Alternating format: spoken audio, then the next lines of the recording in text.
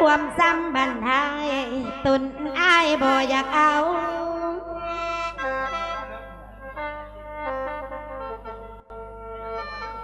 โอ้น้อยอ้ายพัดราเกิดมามูซ้ำนี้จากตอกในมือเส้นนอนเว้นในมือตื่นมาตี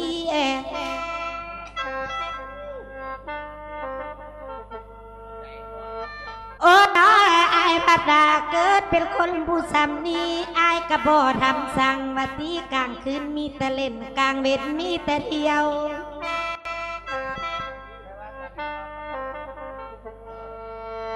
โอ้น้อยอายเป็นคนขี้ข้ามสิเลาะเที่ยวนอนเว้นก็ได้แล้วเมียบ่มีน้ำเขาสิอยู่ไปเฮ็ดหยังอาย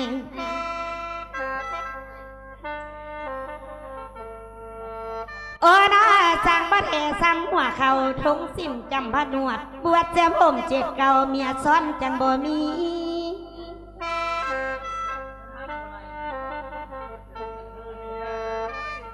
โอ้น้าเกิดมาผู้ซ้ำนี้ผัวซ้อนกระบ่เอาคันว่าห้างนี่ห้างดอกสะเลเตเด้ออายเด้อ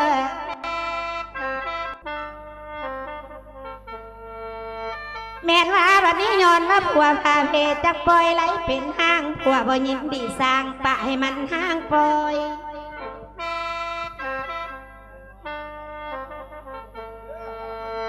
โอ้น้อคันผู้บ่าวทำขี้ข้าตุดน้องบ่อยากเอาคันว่าเป็นแนวนั้นบ่เอามาให้มันยากมันสิลำบากยุ่งใจน้องบัดสินอน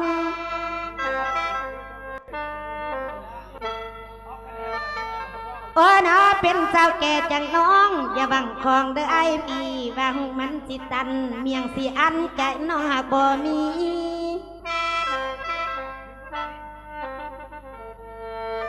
โอ้น้อเอาไอ้ไปเป็นผัวสิบ่เพศตัวมากคันว่าเป็นจังสีแน่งสู่แถวหัวเขาทงสินบวชใหม่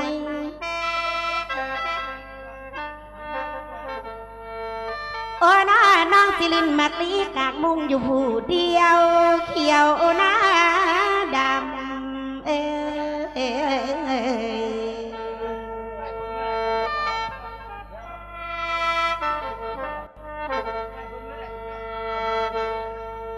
โอ้น้าสัตว์ผู้ใส่จ้องมองบ่อยู่น้ำให้มันได้น้องสิคืนเมื่อสร้างปางเฮือนลูกดอมเพิ่น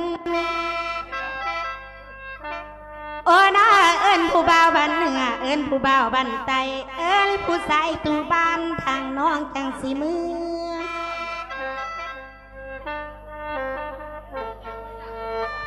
โอ้น้าคันไม่บ่อยากได้อย่ามาหลอกลวงกันเด้ออ้ายเด้อเงินบ่มีพ่อพันสิเต้าลายลาย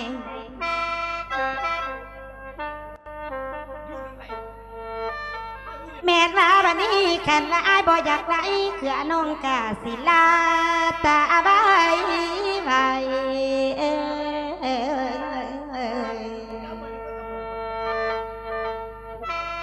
วาง